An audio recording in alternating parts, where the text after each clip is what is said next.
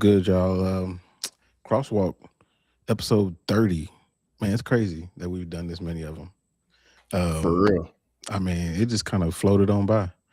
But Yeah, like bro, I remember when we first started, and I was like, I wonder if this gonna be something we do on a regular basis, or if it's gonna like be a couple episodes, and then that's the end of it. And the next thing you know, man, like I look forward to it every Monday, dog.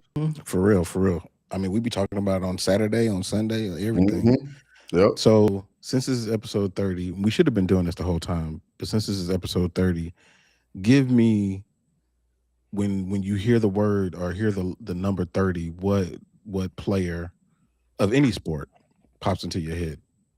So I'm gonna take the easy way out. I'm Okay, going I with Steph. already know. I know he's going. I'm going with Steph Curry. I'm taking the easy way out, dog. Steph Curry. And I think the biggest thing for me with Steph Curry, man, he really just changed the game. Like the story of basketball and the story of the NBA has to be told and has to include Steph Curry because he completely changed the game. Same amount of titles as LeBron in the same time period, played in the same era as LeBron. So for me, it's definitely Steph Curry. Yeah, yeah. That's a good pick. That's an easy one. Mm-hmm. I'm actually gonna go Terrell Davis, Okay. Denver Broncos Hall of Famer. Um, they don't win no Super Bowls without him. They don't. They Mm-hmm. don't. And do I think that if he's a Hall of Famer, I think Fred Taylor should be a Hall of Famer. But despite that, I mean, what a 2,000 yard season. I mean, just amazing player. So like, Mm-hmm. yeah, that's the outside of Steph Curry, that's the number or the person that pops Yeah. into my head Bro, for sure. I remember Terrell Davis back in the day, man, making like the soldier salute, like the thing back in Denver back in the day. Yes. Hmm. And you know, I gotta show him love, you know, a fellow ball brother, man. I gotta show him some love. So big shout out to Terrell Davis, man. Yeah, he got that creative player that you ain't done nothing to. Yeah, Mm-hmm. that's the Yep. one. Yep. I see you, Kelvin and Jackson. I feel you on that as a Mm-hmm. fellow Jackson. Um, and the Steelers did get it done in a crazy game. That was a really good game. Crazy ending, dude. Yeah, Crazy ending. that game was amazing. And what up, Daniel? Appreciate you popping up in here. So before we jump into any NFL, man, well, let's go ahead and get the tough stuff out the way. Let's talk about college football. Mm-hmm. The quarterfinals. A lot of games that weren't necessarily close. But one particular one that probably hurt a little bit. Or maybe Yeah. it didn't. Maybe it didn't. Maybe you were like, I expected it. But like what did you think? Well, to kind of take me through your whole mindset going into the game, during the game, after the game. Okay, so going into the game, I was kind of like, hey, if we like the last probably 5, 6 weeks of the season, we didn't really know which Alabama team we were going to get. One week they would look like they are for real. The next week, there's no offense, there's nothing going on, a lot of mistakes, a lot of penalties, and just some ugly football. Yeah. Indiana's just been steady all year, consistent. They do a little bit of everything. They beat you in a number of different ways. And I knew it was going to take the A game from Bama. Yeah. And Indiana just came out. And I mean, early on, Bama was definitely breaking tendencies a little bit, doing a lot of cover zero blitzes, throwing a lot of pressure at Indiana. But Indiana's just got a veteran team. It's an older team, a lot of transfers, a lot of seniors, a lot of experience. Mm-hmm. And you just could see it. They made a few adjustments. And then next thing you know, they just went to business as usual. Got it done, and respect Indiana, and they play a good brand of football just to enjoy, man. Like I didn't like the result, but just watching it, I was like, man, this is a good brand of football right here. Yeah, man. I mean, they're a complete team. Like Mm-hmm. it's not overly weighted. I mean, obviously they have a star quarterback, but it's not overly on him. It's spread out amongst the team, and I mean, and you've been saying Kirk Cignetti's name since the beginning of the season as a top tier coach. Mm-hmm. And I mean, he's showing it every step of the way. Mm-hmm. So now that, obviously they're about to run into the team that I said was going to be there, uh, Mm-hmm. Oregon. Like, do you think that they just run straight through them too? I don't think they run through Oregon because I mean this is a rematch to that regular season matchup where Indiana went to Eugene and got a 10-point win on the road. So I think that's a massive feather in the cap of Indiana. But as we saw in the SEC championship game, Bama went into Athens, beat Georgia, and then Georgia just splattered Alabama in the SEC championship. So it's tough to beat the same team twice in a season. And these two coaches are familiar with each other. They both are former Alabama assistants. You can see in the interviews, like there's a lot of respect between the coaches. They know both teams will be very prepared, very ready to go. And I think we're going to get a phenomenal game between these two. I'm really looking forward to it for sure. Yeah. Yeah, that's kind of my thoughts too, man, Dean. Like I think that Indiana can go all the way. I mean, they're right there. And honestly, do you think that whoever wins this game is the odds-on favorite to win it all? So I really think it's going to come down to the matchups. So if Indiana wins, I think Indiana will be favored over Miami or Ole Miss. But if Oregon wins, and let's say they get matched up against, I don't know, Miami, I think Miami might be favored over Oregon just with how they've looked in the playoffs. Like to me, I think Miami's the hottest team right now. Yeah. But I think Indiana is just, they have that consistency all year. And I definitely think Indiana, not by a big margin, I think Indiana is probably the odds-on favorite right now. Yeah, I definitely think so. I definitely think so. On the other side, and it's scrolling by right now, Ole Miss and Georgia. I think that was the best game out of all of them. And Trinidad Chambly, man, like, dude, I mean, hopefully he gets another year of eligibility, but I mean, that dude there, like, he is a gamer for sure. What did you take away from that game? Man, he's just one of those guys that where like when you drawing up plays, the X's and O's, like he got some things you can't really put on the chalkboard, and he gonna make some plays that's off script that on the flip side as a defensive coordinator, you can't really game plan for real. So like this dude been playing out of his mind, and it's very tough to deal with. I mean, if you get pressure on him, you get a free runner at the quarterback. He's not an easy guy to get down to the ground. He's so elusive, buys himself time, and receivers just get themselves open. And then quiet as it's kept, the running game with Lacey is the real deal too for Ole Miss. Yes. So that's something that I don't think gets enough attention from people. And Ole Miss is definitely an exciting team to watch. And Grimy, don't do that. Don't do that, Grimy. Grimy, man. I knew you was coming. I knew you was on your way. Grimy, I'm gonna have to put you in timeout, dog. Yeah, man. Yeah, definitely shout out BiggDoggChico for sure. Definitely shout out to Chico. But yeah, dude, like I was pleasantly surprised. And I know that going into it, I was talking about that I felt like this is where they were going to miss Lane Kiffin, but it seems to be quite the opposite. I remember I sent you a clip earlier in the week about what the players were saying. They felt like they actually had a real coach now, somebody who's really paying attention to them as a team, not somebody whose ambitions were taking them elsewhere.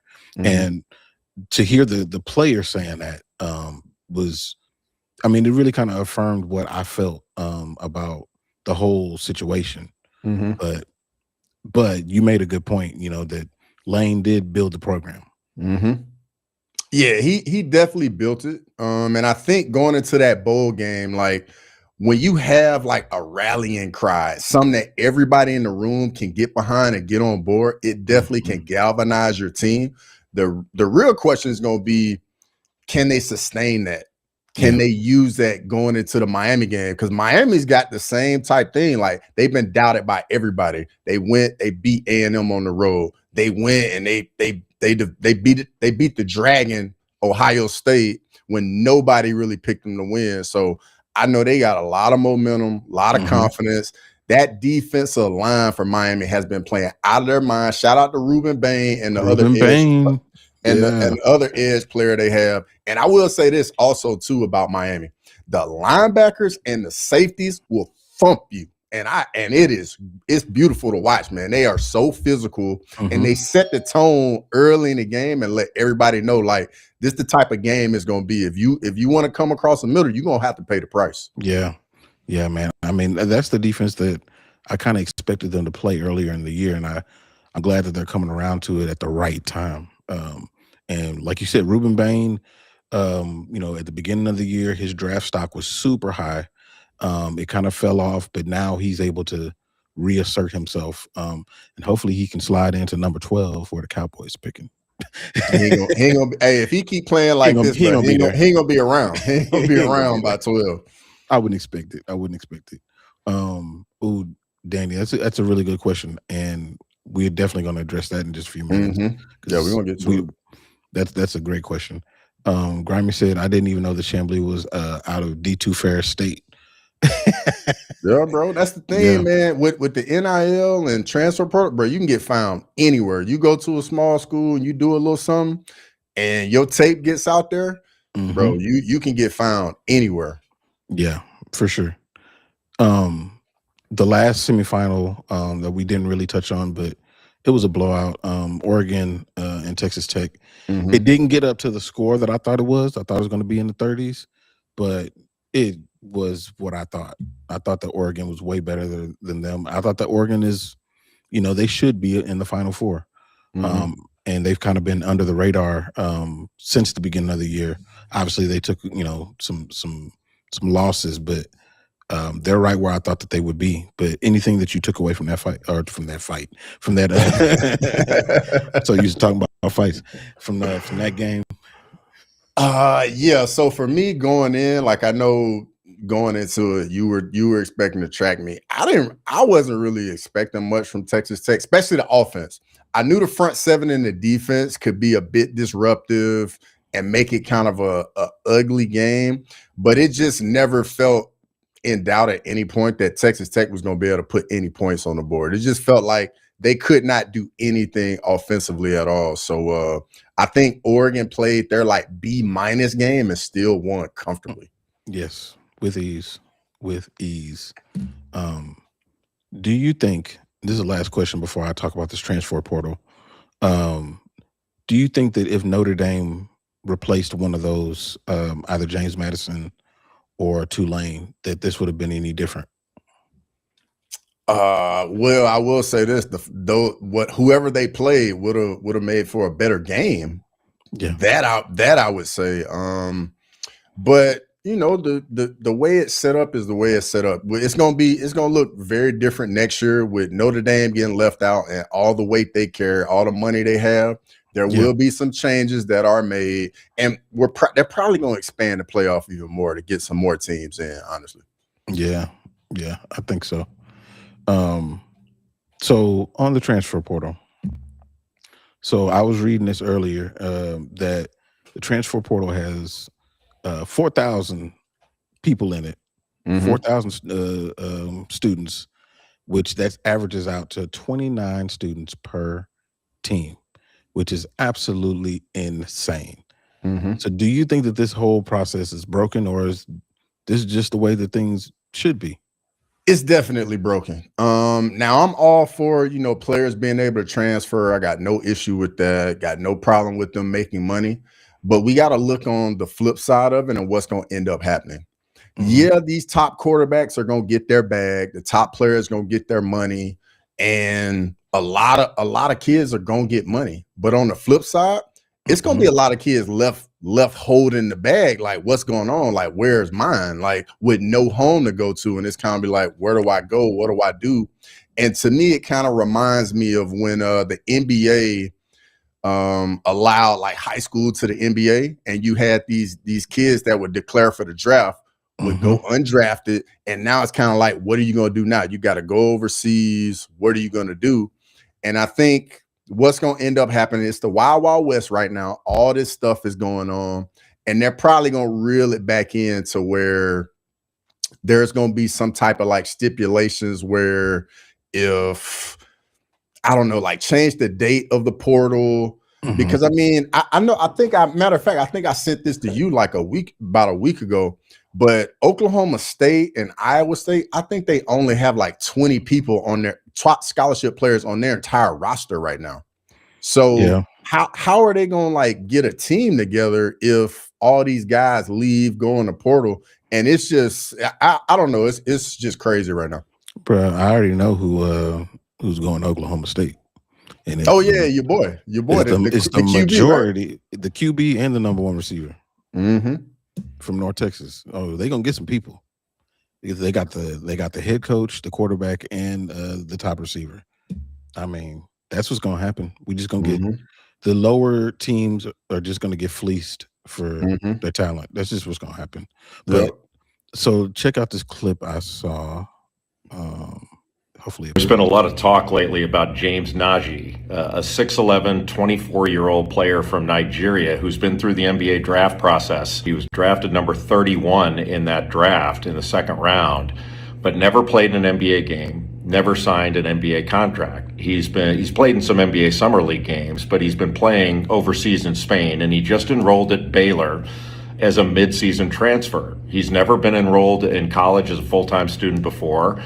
And a lot of coaches have come out saying this is not a good thing. One thing I think the coaches are missing out, they just don't know the rules. This is not unusual in that a midseason transfer, this has happened a lot before, and the NCAA rules allow it. If James Nagy had signed an NBA contract, that would be different. But you can play professional basketball, both in the United States and overseas, and play on a professional team as long as the money you take is essentially your expenses. So this idea that somehow LeBron James can retire from the Lakers and play for Ohio State, that's not within the rule structure. Look, if you don't want a player that has played professionally on a professional team in Europe or on a professional team in the United States like James Nagy, then don't recruit him. What a lot of these coaches are saying is we don't want to play against him. And that's not something that I'm good with. I don't agree with that. The NCAA used to have a rule. It was called the year in residence rule. So when you transferred, you had to sit out a year before you were eligible. The reasoning was you had to get used to your new school and take time to get used to your school, which really made no sense that a transfer that already had college experience needed to sit out while freshmen who had no college experience were eligible to play right away. And so they punted on the rule and came up with the transfer portal. The solution to that is simple. Sign players to multi-year contracts and include buyouts in those contracts, and then enforce those contracts. I understand the complaints that coaches have, and I share some of those sentiments, not all, but some. What I find contradictory is coaches will talk about loyalty and going through adversity with regard to the transfer issue. But largely the coaches and the ADs and administrators and presidents remain silent when football coaches, to give an example, will leave their team as it's going to the college football playoff and go to another member institution, taking their staffs with them. Nobody's talking about loyalty there. Again, this is a multi-billion-dollar entertainment industry, and it needs to be run as such. And if we're worried about doomsday, the ratings are going up, not going down. Generally, the fans don't care about these issues. They care about their teams, their games, and the competition. Yeah, so shout out to Jay Billis, by the way. Shout out to Jay Billis, by the way. Love me some Jay Billis, dog. He does a phenomenal job. He does. So with that, do you think that that's a viable thing? Obviously, he was initially talking about basketball, but the transfer portal is universal when it comes to these sports, especially for specific basketball schools too. But do you think that a solution could be multi-year contracts with a buyout? So it's funny you bring this topic up, bro. This is actually something I know about very well. This is actually something I did personally. So it wasn't the same sport. I went back to school and played a different sport. So it's definitely something I know very well. But what he's saying is 100% the truth and is the case. Like the way you combat it, you sign multi-year deals and you include buyout language in it. And if they go, like, he never signed an NBA contract, so he's able to go back to college. He never enrolled in college full time, so his eligibility clock never started. So and I know all of that because I had to deal with it as well. But Yeah. it's a bold new world we're living in, seeing these guys play in the D League and then go back to college. Like, it's strange, but I mean, I think it's the best thing for the players. And I mean, at the end of the day, if people are going to watch the product that we put on TV, I don't see why not. Yeah. I think that that's the way that it should be handled. I mean, they got to treat it like a professional league, because that's just the way it's being consumed. Mhm. That's the way that people are making money off of it. You got to treat it that way. I mean, and these kids now are getting paid like it. Yep. You're getting paid millions of dollars. It's nuts. I And mean, it's great. Danny, these aren't Coach Prime's blenders, but I do have some of those though. But these aren't Coach Prime's though. Yeah, them blenders are nice too. Mm-hmm. Yeah. Oh, BiggDoggChico. Shout out to Chico, by the way. Shout out to Chico in the chat. Yeah, Chico, if you want to jump on, bro, just let us know. For sure.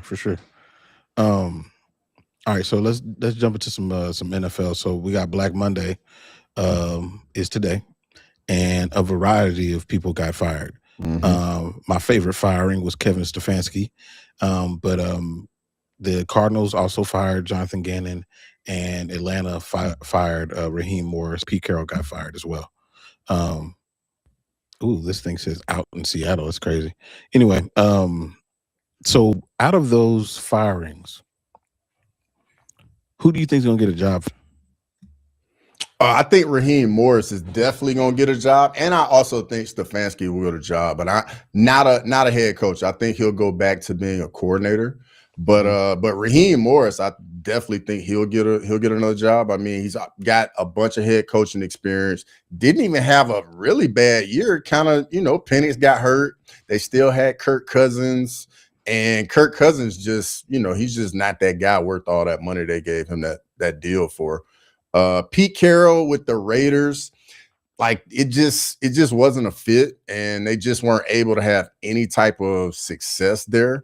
Yeah. With the Cardinals as well, it's a similar type thing, man. It's so much influx going on, and with all these organizations, man, they got to get some stability, and they got to figure some things out.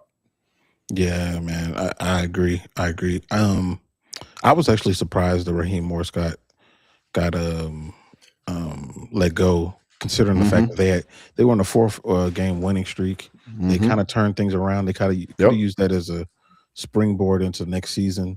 They'd had to figure out their quarterback situation as far as, like, are we still going to go with Penix? Because when we were with Penix, we were losing. So, and then of course Kyle Pitts is a free agent, so that's a big situation too. But they were headed the right direction. I also was surprised about the Cardinals letting go of Jonathan Gannon.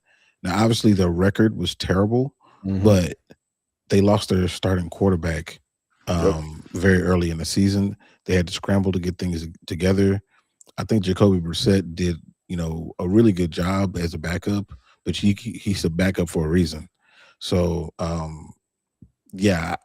thought that was maybe a little bit premature, but if I were a free agent coach, I think I would want to go to the Cardinals. I think that would be the place that I would want to go, because they have a very high draft pick, and they could use Kyler Murray as a nice little trade chip. Maybe the Raiders want to use him as a bridge quarterback after they pick Fernando Mendoza number 1, and just there, and you can get a couple of draft picks or something like that. But like, I think that's a nice destination to go to. They have a lot of things going for them, with very few things holding them back. Whereas you got, somewhere like Cleveland, bruh, they got all kinds of issues, which we can kind of pivot back to the question that was asked about Shedeur Sanders. Let me see. Let me pull it up here. Yep, there it goes. What do you think about the Browns and Shedeur situation? Stay or go?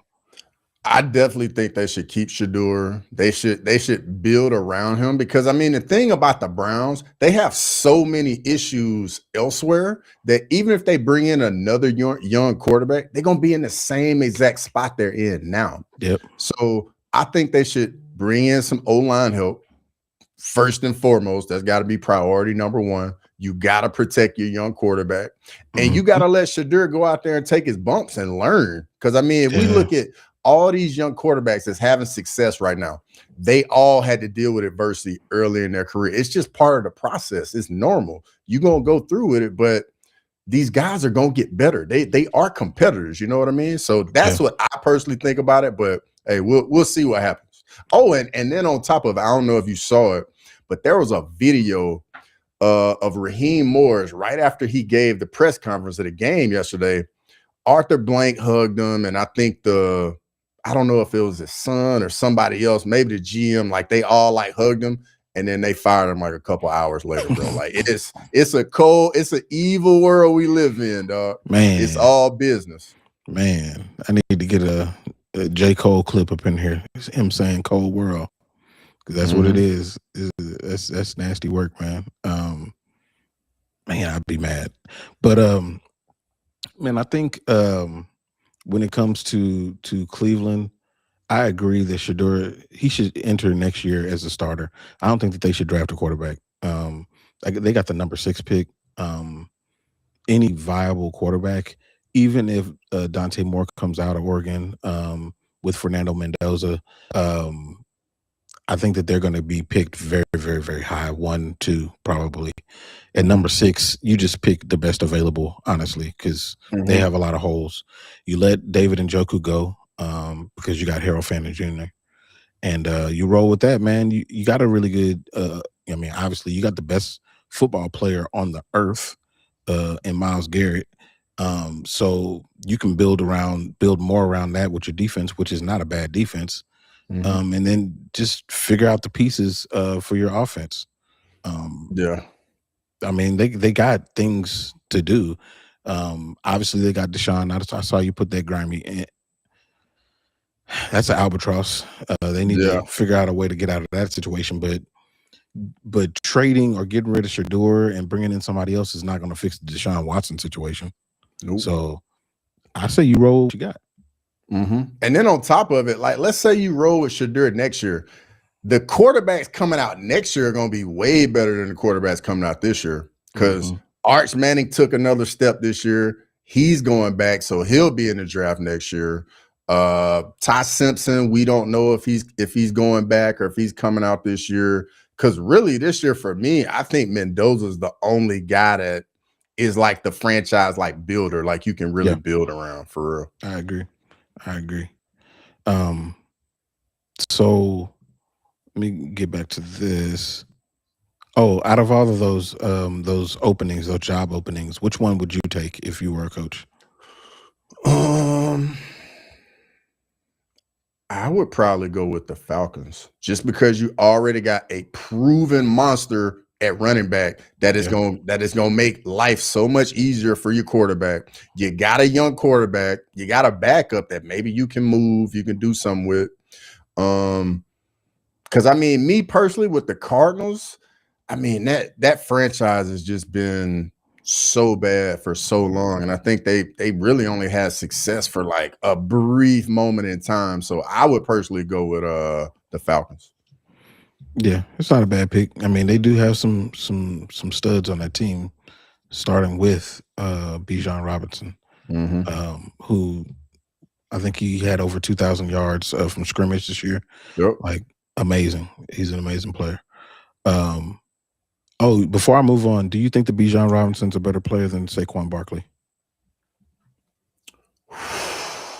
Man, why are you gonna put me on the spot like that, bro? I'm not ready to say that yet, but I will say this though, man. Bijan Robinson has come in the league and like made a name for himself. Yeah. The thing with you know, on the flip side, like he's gotta put some more time in and get a bit more years under his belt before I'd be ready to say he's the guy at that position. Yeah. I think he is. I think he better right now. I mean, Yeah, and but you are a Texas splitting guy. hairs. You are a Texas guy. That's You are a true. Texas guy. That's true. But I think it's splitting hairs. I don't think that even though this is a down year for Saquon, I don't think it's his fault at all. I think this is totally elsewhere. You know, his line was not complete for the vast majority of the year. And obviously they got a new play caller as well. So I don't think that this was his fault. I think that he's every bit as good as he was last year. I just Bijan is better now. I'm a worm.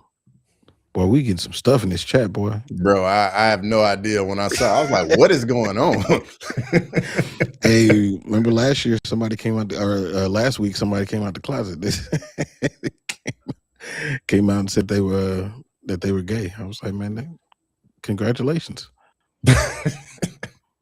Oh, okay, we got one. Akimoto, an MMA fighter from Japan. Respect, brother. Keep doing it. For sure, for sure. Let us know where we can see you fight. Definitely follow us on social media, man. We'll definitely reach out to you, check out your stuff, see what you're doing. Yeah, don't be out there getting knocked out now. All right, let's look at these NFL playoffs. All right, so we got the Chargers going to the Patriots, Bills going to the Jags, Texans going to the Steelers, who snuck by and got into the playoffs.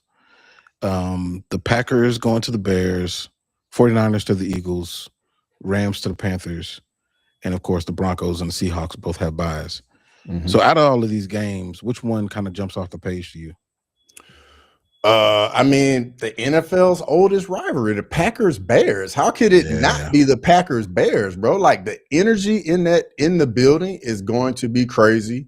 Like there is no love lost at all between Green Bay or Chicago.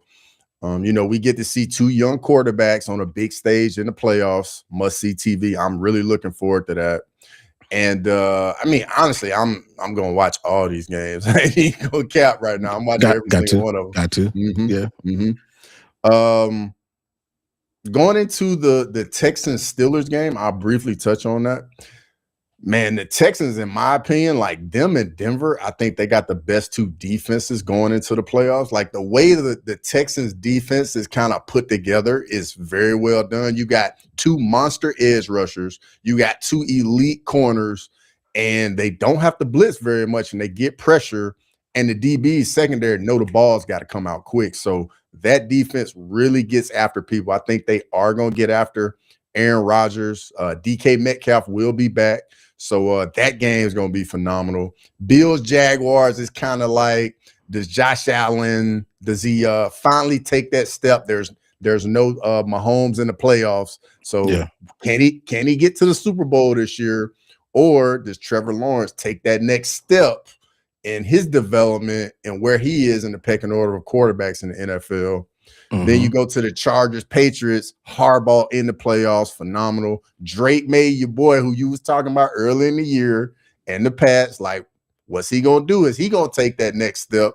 Or can Harbaugh, you know, bring some success to the Chargers? And I'll let you touch on some of the other games. Before I touch on those, Akimoto, like, that's the dude from Rising, the Hunter. I don't know if you've seen him fight before. Yeah. I mean, if that's him, I don't know if that's him, but if that's him, like he says, he trains with Horiguchi and Pantoja.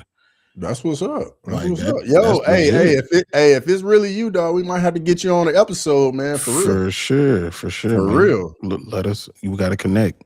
Definitely. But all right, so 49ers, Eagles. I mean, who are the Eagles at this point? Their identity is all over the place. Especially from an offensive standpoint, which is kind of filtered over into the defense. So to me, that's the biggest story heading into that. Obviously, the 49ers, it's always the same. It's always health. Who's healthy, who's playing. And I feel like if the 49ers have just a little bit of health, then they should go in there and get it done. And obviously, I'm biased. I want the Eagles to lose. But I think that they can, man.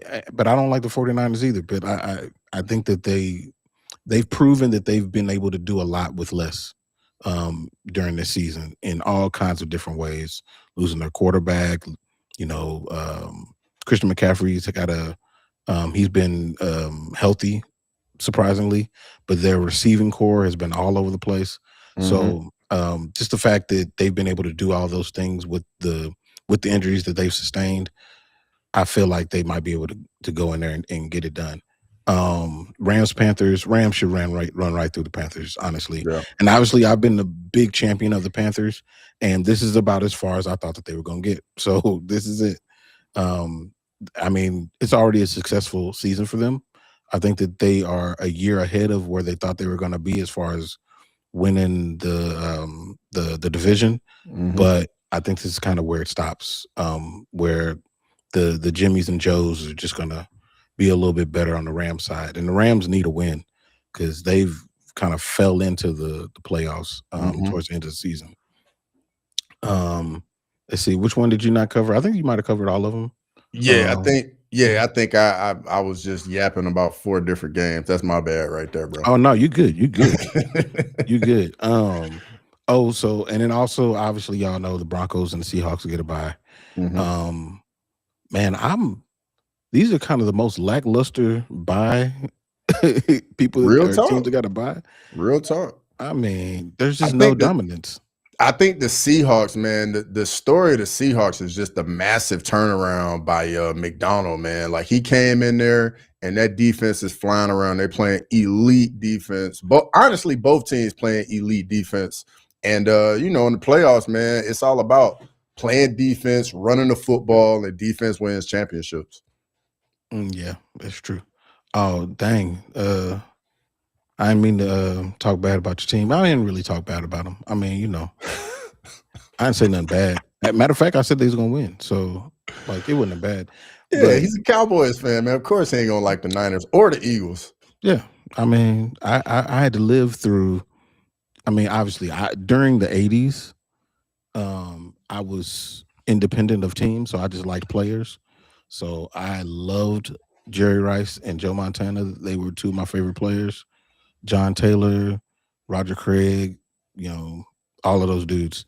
But how much did you hate it? How much did you hate it when Deion went to the Niners? When like the Cowboys and the Niners had that right? I know you hated it, dog. I hated it. That Deion is my favorite NFL player of all time.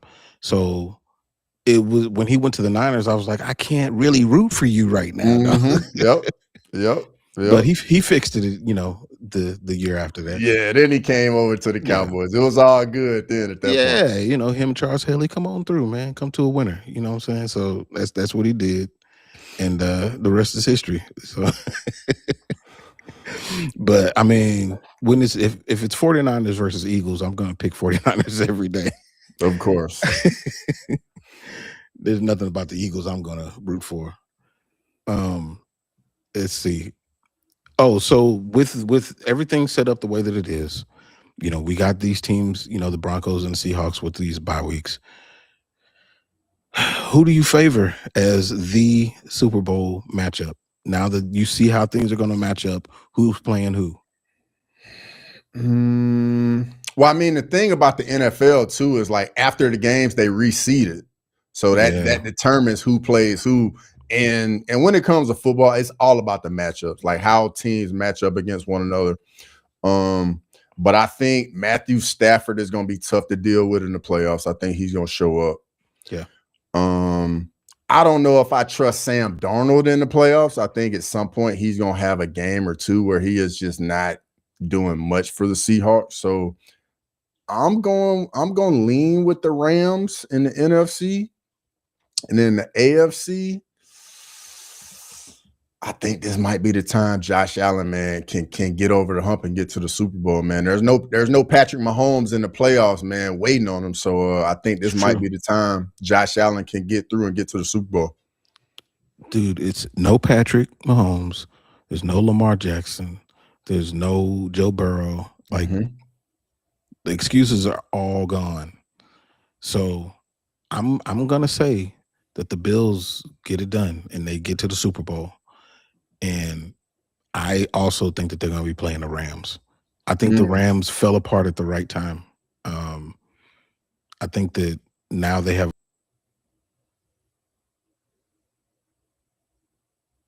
I think your audio went out. Nah, I'm not hearing you. Did you hit the mute button by accident? Couple technical difficulties on Crosswalk Day. Nah, we still can't hear you. And I know you was flowing. Oh, all right, there you go. You back now. You back now. Yeah, no, I was talking about good old Josh Allen and all them. But yeah, from the Rams standpoint, I think that they've run into the roadblocks that they needed to run into to get themselves in the right place. So I think it's a really good time for them to kind of turn things around. They got some adversity, and it's going to build them together. And they got us against Panthers. They should run right through them, in theory, but we'll see. We'll see how it goes. But I favor the Panthers, or not the Panthers, but the Rams versus the Bills in the Super Bowl. But it could go any kinds of ways. Yeah, it's gonna be a good playoff because I mean, there's no like just dominant teams where you think everybody just walking through everybody. Like anybody could get to the Super Bowl this year. So, okay, Matthew, I was talking about you earlier too, just the other day, and about something that I'm about to talk about. But let me put this foolishness you put up here. Dion with the skins is the best version of Dion. That was not the best version of Dion. That was 9-toe. That was 9-toe Dion. Yeah. No, man, that ain't the best version. I think that's a good question though. Best version of Dion. Honestly, I think it's the 49ers version. Same. I was thinking the same thing, bro. It was completely shut down when he was at the Niners, bro. Like you had no chance throwing over there on him at all. At all. Yeah, I think that's peak. And if you needed to put him on, punt return, put him on offense, whatever, he could do it all. And he can still do that at Dallas, but I feel like he was kind of like LeBron, where he was going to pick his spots. Yep. A little bit more, but yeah.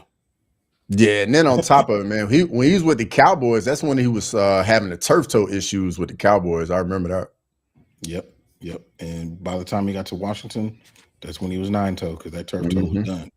Yep. Oh, he was at Candlestick. That's what's up. Yeah, that's dope. That's dope. What's going on, Lane? What's going on, Lane? Good to see you as always. Happy New Year to you. Right on time. Two is still more in the skins. Yeah, they're terrible. Danny said he was at Candlestick when they finally beat the Cowboys. Praise God for Dion. I think you're right about Darnold puckering up in the playoffs, but the defense will keep the Seahawks in it. Dude, he's got to get over that, man. He has to get over that. Yeah. All right, so last thing we're going to talk about. So the UFC officially have moved to Paramount. If you guys haven't seen, anybody that watches the UFC, if you haven't seen how things started to transition over to Paramount, it's interesting. I'll say that. And Matthew, you came in right on time because you're a designer like me, but like you saw it. And you've been in there. Like, what was your thoughts about how the whole Paramount app is and all that? So I'll say this: like, first off, I like how the app looks. The functionality is cool. I think it's very, very similar to how the ESPN app was, and I understand why. Like, the UFC still has Fight Pass, so they still don't want to give everything to Paramount, so that way they can get a little bit more money as well. But I would say for starting out, I like the app, and going forward, man, like hopefully they can do a little bit better job of working with the UFC than ESPN was and giving us, more of the stuff we want. Yeah. And that's kind of where it kind of fell apart for me a little bit, in the sense of the Paramount deal was announced, maybe a couple of months ago? Which is plenty of time for them to figure out how things should show on the app. They are not building a new app. They just fitting it in on an existing app. And the way that they put things in, just didn't like it. and it's from a standpoint of how we as people who consume the UFC look for fights. So I'll give you an example. If we're looking for a fight or looking to do some research on a fighter and seeing like, oh, I don't remember how the last 3 fights went. We go into the app, we're not going to be able to find them 3 fights because they don't even have prelims fights on Paramount at all. No prelims. And so and just to interject real quick, I'll be real brief. I'm curious to see, because I know with ESPN, like when we would have the fight nights, it wouldn't be on ESPN for like 6 months. So hopefully Paramount don't have that issue as well, because I could not stand that. Hopefully we don't have that same type thing with Paramount. And that's my thing, is that's my problem, is if you're going to split it up into 2 places, announce that. Like say like this is what we're going to do for these, this is what we're going to do for the other stuff. But like now we got to do this, hunting for, like for instance, they had Joshua Van on there, right? They have a little section for the champions. And you click on Joshua Van's thing and it shows 3 fights. Yeah. Now he's had more than 3 fights in the UFC. Yep. Where the rest of the fights at? Well, you got to go all the way over to Fight Pass. I hope you got that subscription, because now you can go and find the rest of his fights. So like, it's like, what are we doing? Like, just let us know what we're doing. We're not going to be mad. Just let us know. And that's my problem, is you got to let us know. And Lane asked, will ESPN still be showing prelim? That's a good question. I don't know. Do you know? They should. I doubt it. I don't think so. That's what I would think too. I'm curious if ESPN is going to show the results. Yeah, and have like UFC or MMA articles and news and stuff. I'm very curious to see about that as well. I mean, I haven't seen them be salty necessarily, but they start taking stuff down real quick.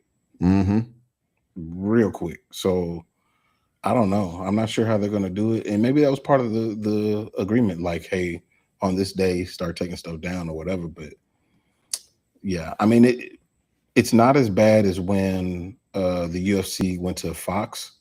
That one was an awful transition at the beginning. But it's a little rocky from my perspective, but they've got 19 days to get right. So yeah, we'll see. Bro, back to back numbered events too. Like when it gets cranked up, it's gonna be it's gonna be firing on all cylinders now. It's funny too, because I didn't realize that until I looked today, and I was like, oh, so okay. So they dodged the NFL playoffs a little bit, and college football playoff a little bit, and then they're gonna hit us with 2 back-to-backs. And I'm here for it. Yeah, I ain't mad at that at all. Cool. So anything you got coming out on the channel? Are you gonna do some live streams for any of these games? So yeah, I'm probably gonna do a watch along for the game on Friday, not the game on Thursday. So definitely, if you're gonna be watching the college football playoffs, come on over to Crossover MMA with me. I'm gonna be doing a live stream for the game on Friday. I'm just gonna be kicking it, enjoying the game, telling you what I see, what like the ways you deal with different things that like a defense or offense may be doing. But if you want to come through, hang out, kick it, you're more than welcome. And definitely, once the UFC gets cranked up on the 24th, we definitely gonna be having the watch alongs for the main cards, for especially numbered events, probably even some fight nights. So definitely be on the lookout for that. And then I'm actually debating on doing like some members streams here pretty soon, just to give the members some more content. Yeah. What up, Westy? Westy, good to see you. Let's see. Matchell said Paramount's website seems to operate a little different from the mobile app. I can see the prelims from past numbered events on the app. I can't pull it up on the website though. See what I'm saying? Yeah. I mean, hey, there's gonna be some bumps. There's gonna be some bumps along the way. They got to get it right now. Get it right. But I would say this though. I've been doing my part though of like putting people on like, hey, you got Paramount Plus? Yeah, you need that to be watching some UFC. Like, hey, I've been out here doing my part, Dana. I'm just letting you know right now. I've been doing my part. Hey man, I mean, I signed up for the year. I paid the year, so you know, I'm in. I'm in. I was already watching Landman anyway, so Mm-hmm. yeah, I'm in. But I Good ain't. series too. Good It's a great series though. series. Hey, I'm still Tulsa gonna still King. gonna That's keep another going. one too. Tulsa King's Tulsa another King one. was sneaky good, bro. That was a Mm-hmm. sneaky good one. I thought that one was gonna be good, but yeah, that one was sneaky good. Oh, you know what? Before we get out of here, let me ask you one um outside of sports question. And this is interesting. And actually, this came up because Sterling the other day. How much do you actually talk on the phone? Not much. I'm gonna be honest, bro. Like I will. Me personally, I prefer to FaceTime than talk on the phone. Interesting.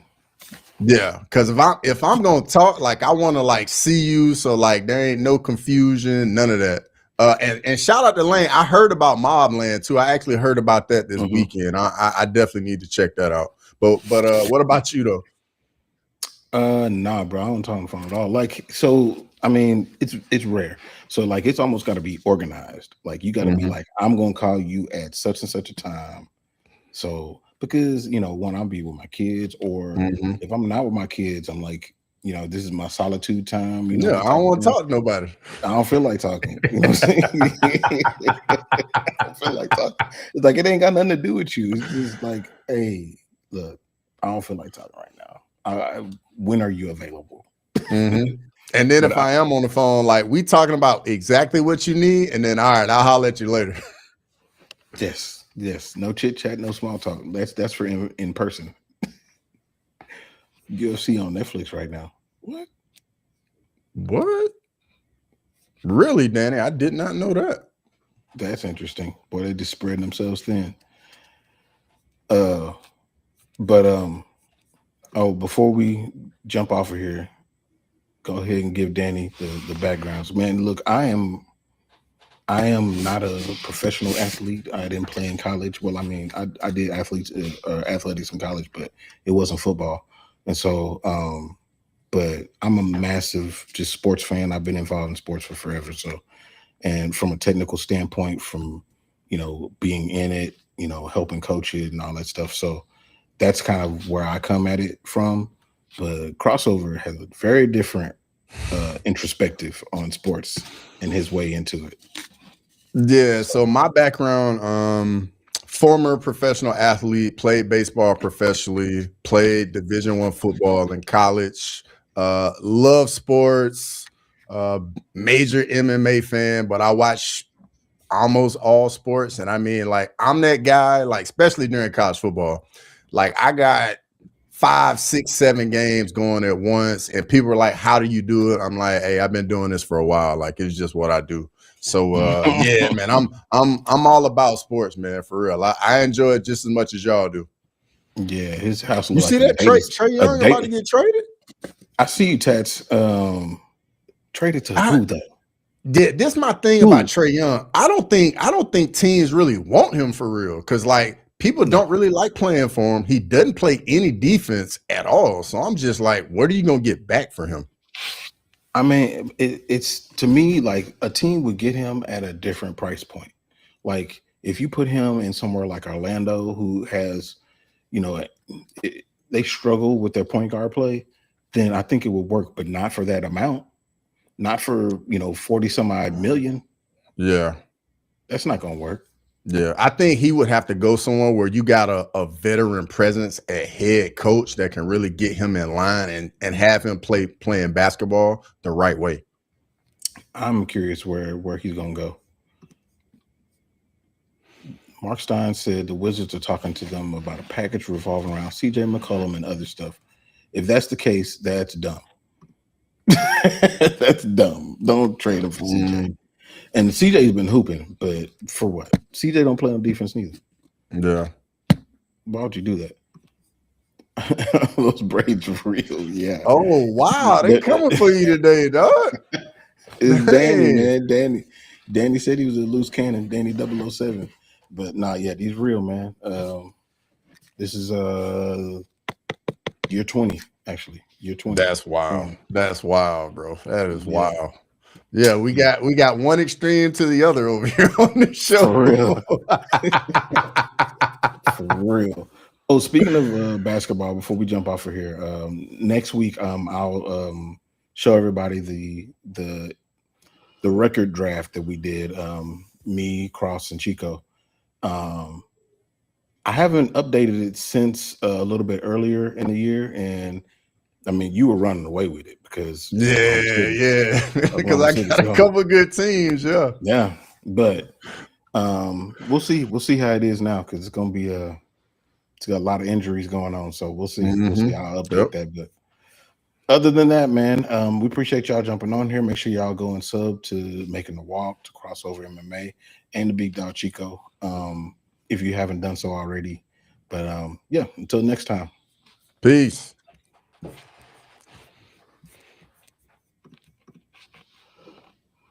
Thanks for watching Crosswalk. Come back next Monday to chop it up. So please whatever